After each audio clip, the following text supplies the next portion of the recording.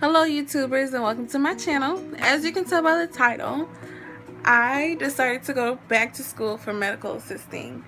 Right now I am in the medical field. I take care of those that are disabled, but I just want something more. And I've always wanted to do medical assisting, and I feel like now is the time. I am going for an eight-month course. The first 3 months are all bookwork / administrative. The next 3 months are going to be hands-on, back office, blood drawing, blood cultures, urine cultures, urinalysis. The last 2 months or a month and a half is going to be externship. So I'm pretty excited. I was talking to my sister and she said most schools usually do it backwards, where they do the hands-on and then book, but I'm glad my school doesn't do that. I'd rather get the book and all the hard work out the way and then actually get to do the hands-on at the last part, so that way it's fresh on my mind when I go to externship. I will be inserting pictures either here or here of the books. I'm going to name them in order from what we use the most to what we use the least. Medical terminology for health professions. Medical assisting, administrative, and clinical competencies. Don't kill me on the comments. The workbook, the hardcover book of what I just said, medical assisting. We haven't even opened this yet. I don't think we will anytime soon. I think that'll be in our second month. Right now I'm going on the third week. The basic life support, basically CPR, and then the math for meds, that's going to be next semester or next term. They also gave us this little keyboarding thing where we can do some keyboarding too, and so that we can have that under our belt, because they say most medical assistants are sometimes in the front as well, just basically typing fast and stuff like that, and how to keep up with that, because mostly everything is going to be EMR, electronic medical record. We usually do everything. We're doing everything by hand in class now, and they gave us a little flash drive too. We actually have an assignment coming up. I picked multiple sclerosis. You basically have to define what that is and if there's a cure for it or not, or what you can do to help the condition, or can it be helped. So that'll be fun. Our main focus we have been doing is vital signs and chief complaints. We don't do the EMR, which is electronic medical records. We're actually doing everything by hand. My opinion, I feel like they should be doing EMR, because that's mainly what it's going to be when you get out into the field, especially in this day and age. I've learned with the chief complaints being handwritten that if they have any allergies, you want to write that in red pen, because that's what the doctor or your practitioner or provider wants to see first. We've been doing a lot of common abbreviations like ALB is alcohol on breath, twice a day is BID, bowel movement BM,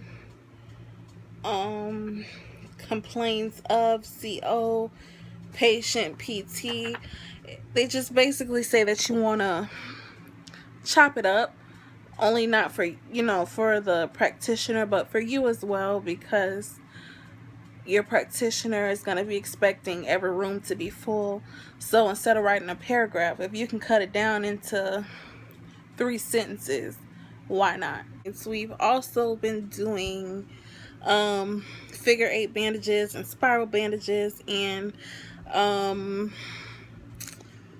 one where you Though you put it on your finger if you have like a cut or wound on your finger. I think no, I already said that, not spiral bandage, but one of those bandages, and that was fun.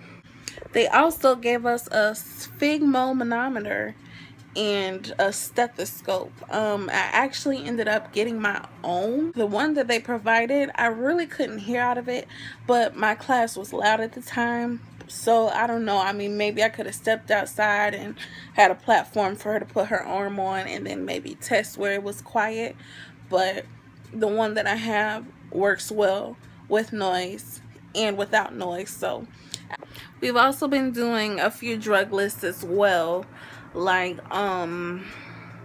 where we have to get the drug, provide a brand name and a generic name, the route administration, the classification of the drug, and the use of the drug. What is it used for? We have a test every week on Thursday, a quiz every week on Friday, midterm every second week, and a final every last week.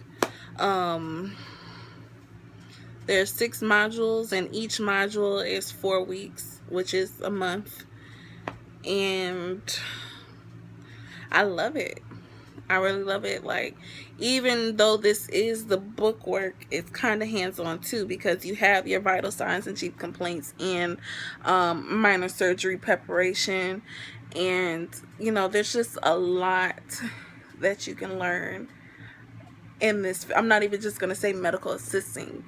In this field, there's a lot you can learn. We focused a lot on blood pressure readings too, which is systolic over diastolic, and I've been really good at that. Like, we had it where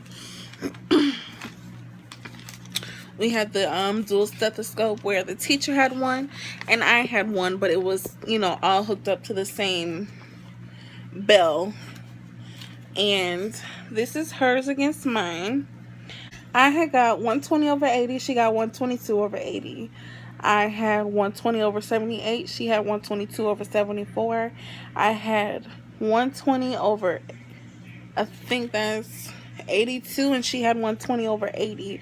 So I was right in the range of what you can get right and wrong on assessments and skills when you go to perform the skill in front of, you know, the teacher, or when you go and get your certification. So I was right up in that range, and I was so excited because I was like, oh my gosh, you know, I'm nervous. What if I don't get it right? But she was just like, listen for the beep. I never knew what they were listening for before I went to school. Like, I'm pretty sure I could have looked it up on YouTube or whatever, but when I used to go to my doctor's office, I never knew what they were looking for when they had the stethoscope in. But now I know that they pumping up between 160 and 180, and they're looking to hear the thump of your pulse. And the first thump is your systolic, which is the top number.